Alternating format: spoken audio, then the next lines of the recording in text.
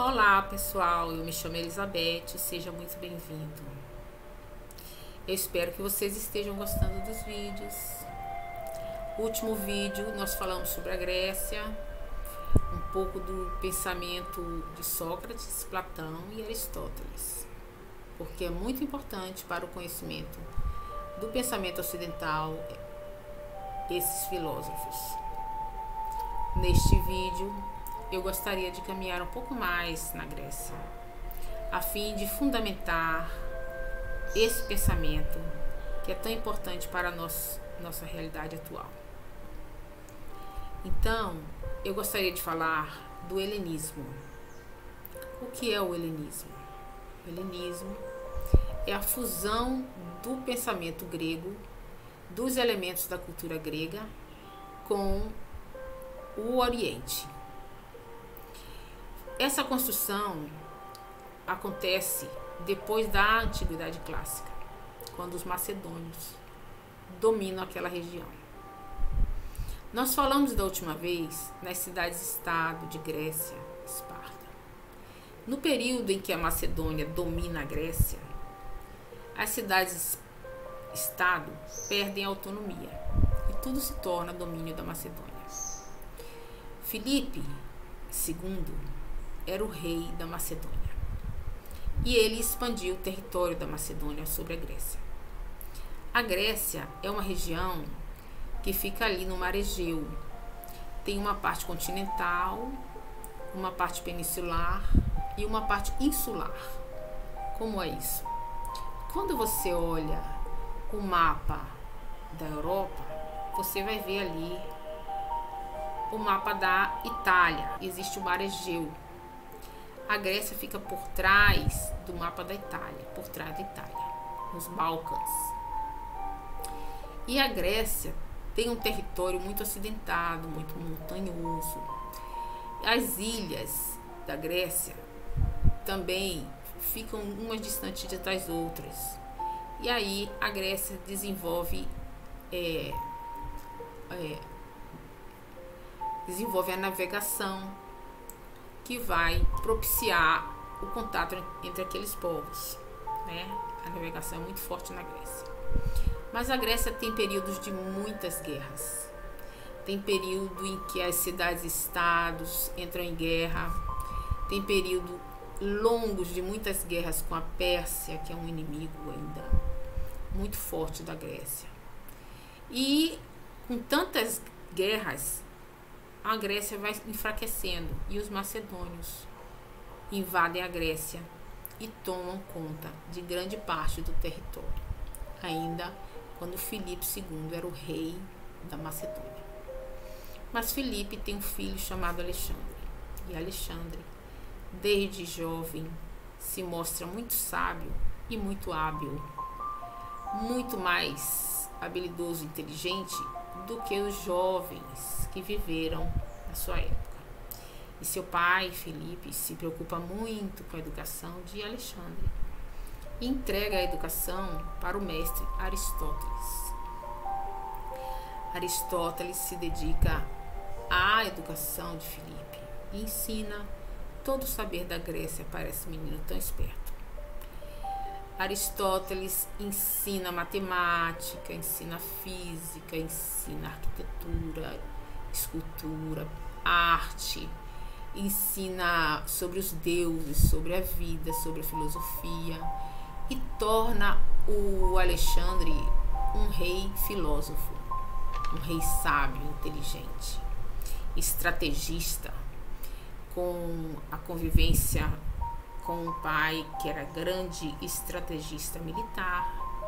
Alexandre se torna um rei, não só sábio, filósofo, como também um grande militar, que vai propiciar o engrandecimento da Macedônia por toda a Grécia, e expandindo também para o Egito e para a Índia.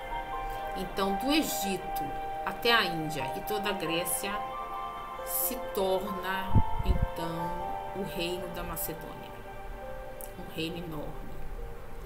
Alexandre, com seu amor pelo conhecimento, viaja com a caravana cheia de artistas, filósofos, cientistas.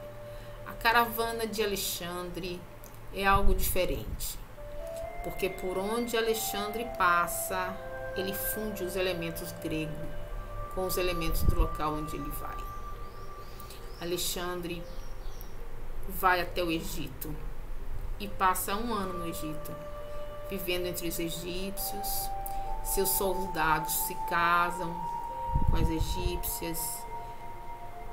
Muitos dos soldados de Alexandre, que é um exército mercenário muito misturado, e é uma verdadeira globalização que existe naquele tempo, fusão das culturas, dos povos. É muito comum a globalização na história do mundo. Não é só atualmente que a gente vê esse movimento de troca cultural, né, de contato com os povos. Todas as vezes que os povos se deslocam para outros locais, existe esse amadurecimento cultural e essa fusão de elementos.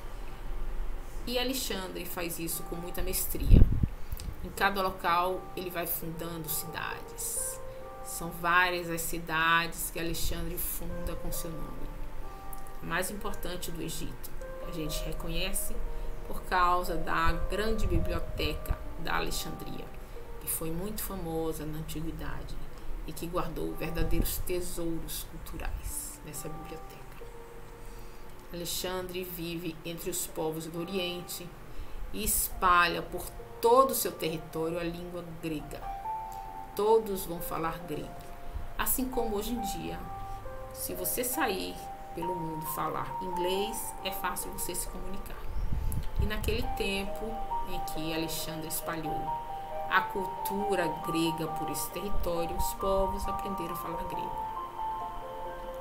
Isso significou muito para o cristianismo, já que depois de 300 anos, com o nascimento de Jesus, e quando Paulo de Tarso foi espalhar por esse território as sementes do cristianismo, Alexandre já havia pavimentado todo o terreno, plantando o grego na cultura dos povos. E isso facilitou muito para Paulo. Veja como Deus trabalha. Alexandre é 300 anos antes de Jesus. Deus trabalha no tempo dele, não no nosso. Mas ele está sempre atento aos movimentos do mundo. E ele está plantando suas sementes. Ainda que nós, pobres mortais, viajores do tempo, não percebamos essa interferência divina que existe nos povos, na humanidade, nessa construção maravilhosa, que também não só nós caminhamos amparados por Deus, como toda a humanidade. E Alexandre veio pavimentar este caminhar futuro que Paulo de Tarso vai fazer. Então, a essa cultura, a essa fusão cultural entre gregos e orientais, nós vamos chamar de helenismo. Helenismo é uma palavra que advém da palavra Hélade. Antigamente, todos que habitavam a Grécia se chamavam helenos, porque habitavam uma região conhecida como Hélade. É por isso que a essa cultura se dá o nome de helenismo. Por que eu estou falando isso? Porque quando a gente fala que lá no Renascimento nós estamos trabalhando esse período, fim da Idade Média, início da Idade Moderna, vamos ter nesse momento o resgate do pensamento greco-romano. Quando você fala greco-romano, você está já apontando para a cultura helênica. Por quê? Porque Roma também vai se alimentar da cultura grega. Depois que a Macedônia entra em declínio, o Império Romano toma toda essa região. E tudo que era macedônico vai passar a ser romano, porque Roma vai expandir. Quando Roma expande para essa região, ela capta elementos da Grécia. Você vai ver nos próprios deuses romanos que são parecidos com os gregos, só que com nomes diferentes. A deusa Atena vai receber o nome de Minerva. O deus Dionísio vai receber o nome de Baco. O deus Poseidon, que é o deus do mar, vai receber o nome de Netuno.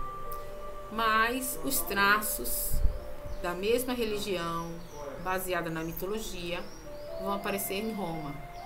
E nós, aqui no Ocidente, no período do século XIV depois de Cristo, no início da Idade Moderna, 13, 14, 15, vamos renascer o pensamento greco-romano, que ficou adormecido por 1000 anos na Idade Média. E graças aos monges copistas que habitaram os mosteiros medievais, nós vamos ter notícias do pensamento de Sócrates, Platão e Aristóteles. Se não fossem os monges, todo esse conteúdo filosófico teria se perdido. Inclusive tem um filme muito interessante para quem gosta de cinema, O Nome da Rosa.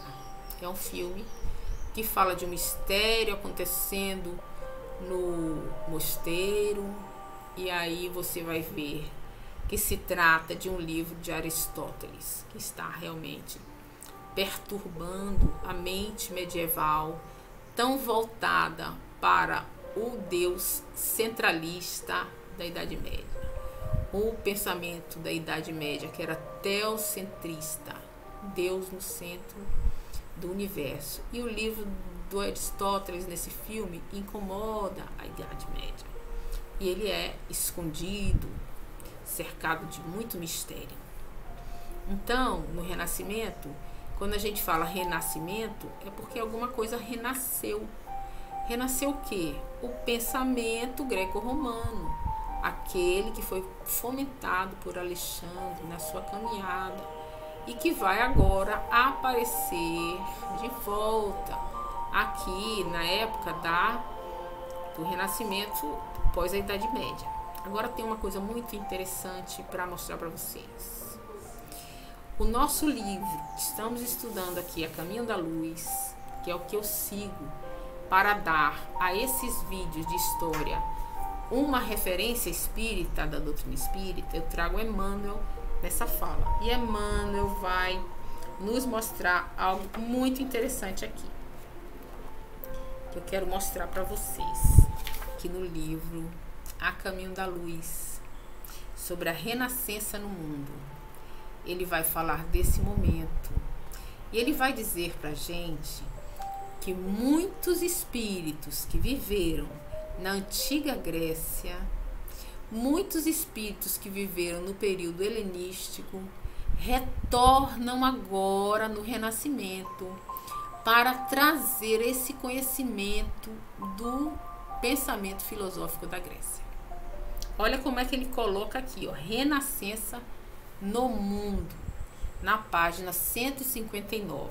Ele vai falar movimentos regeneradores.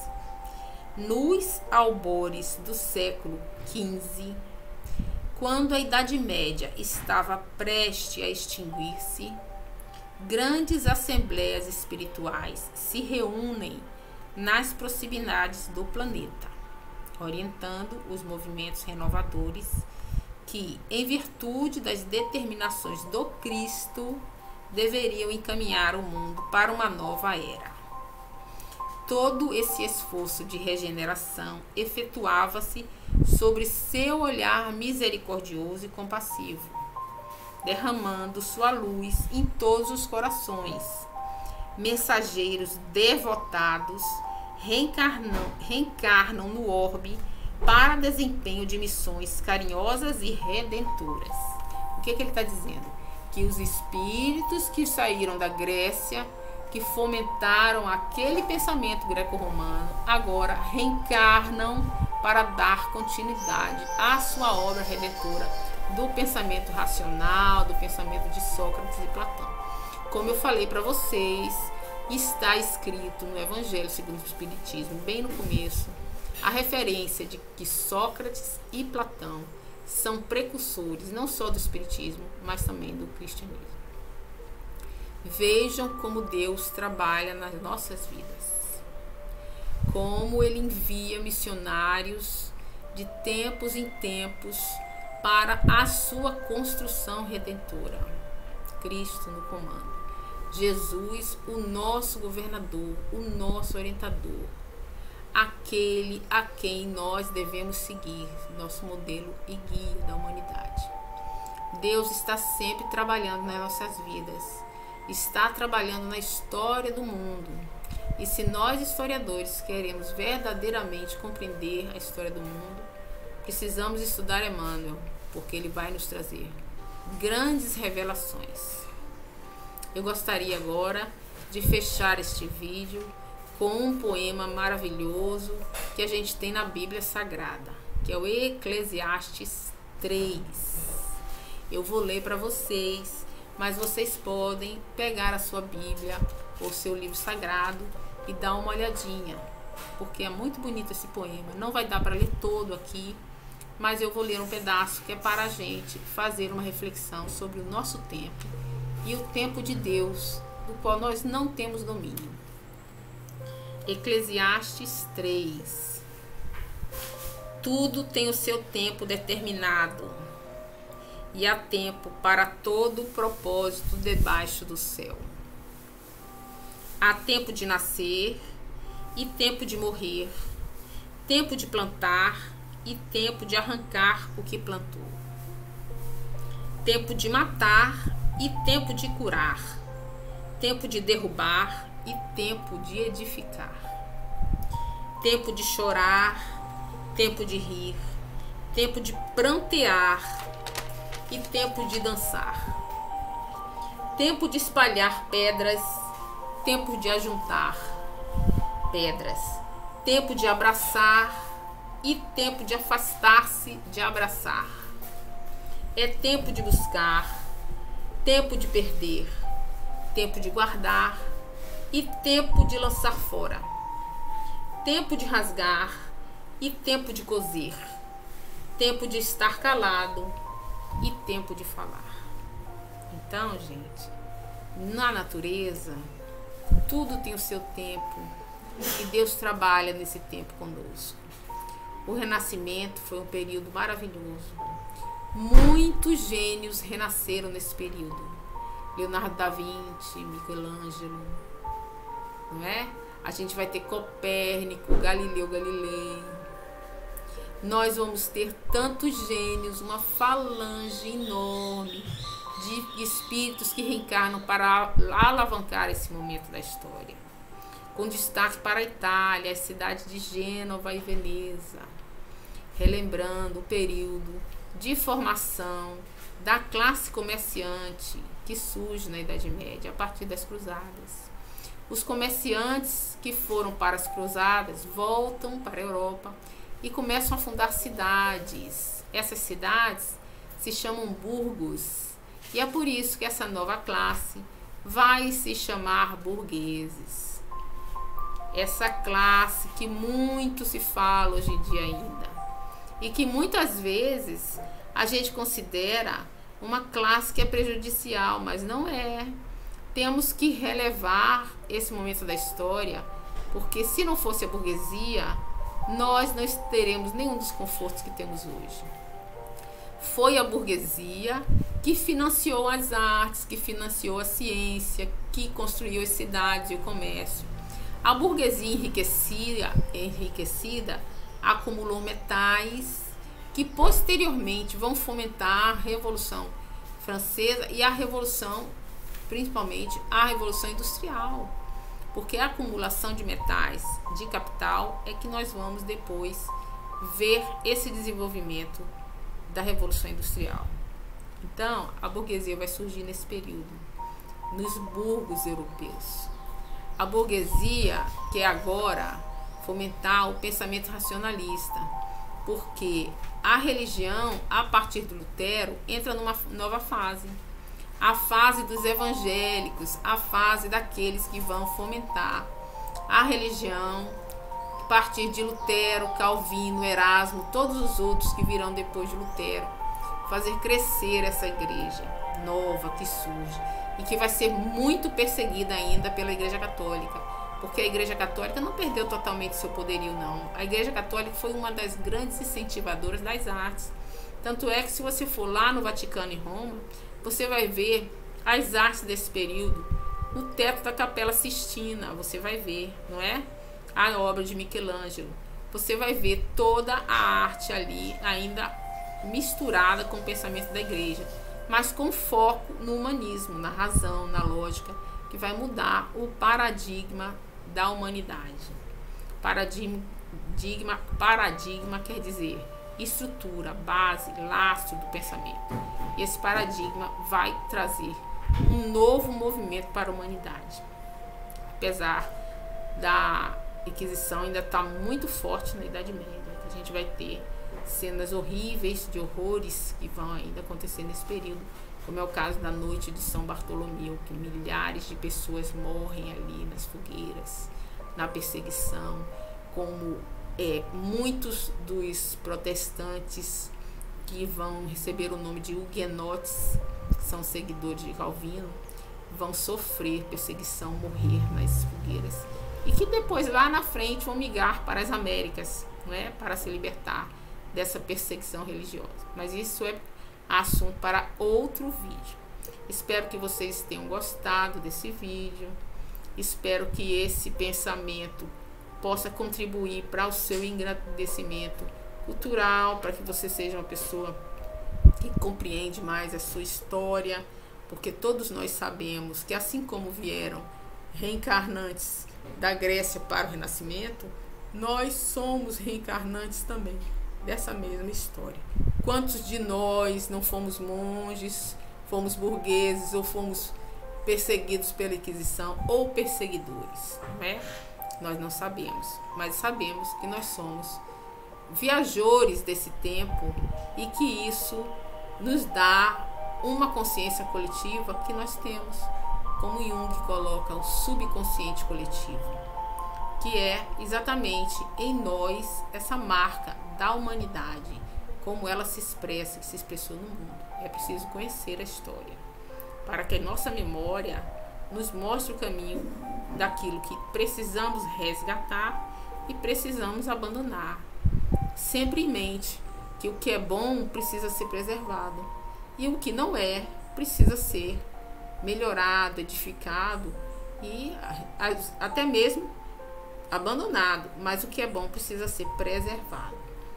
Obrigado e eu espero que vocês tenham gostado. Se gostaram, deixa o like, se inscreve no canal e que Jesus esteja na sua casa, na sua família, abençoando a todos vocês. Obrigado.